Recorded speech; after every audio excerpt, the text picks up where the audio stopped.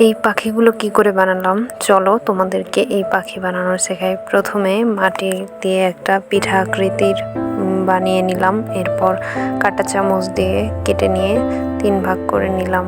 মাঝের ভাগটা মুড়িয়ে নিয়ে এরপর পিঠাটাকে উল্টা দিকে করে মুড়িয়ে মাঝ বরাবর ভাঁজ করে পাখির আকৃতি দিয়ে নিলাম।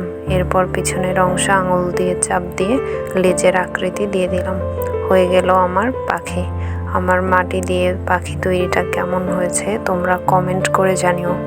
পরবর্তীতে এমন আরও অনেক ভিডিও পেতে তোমরা কমেন্ট করে জানিও এবং ভিডিওটি পছন্দ হয়ে থাকলে লাইক করে দিও। সবার আগে আমার সকল ভিডিও পেতে চ্যানেলটিকে সাবস্ক্রাইব করে রেখো।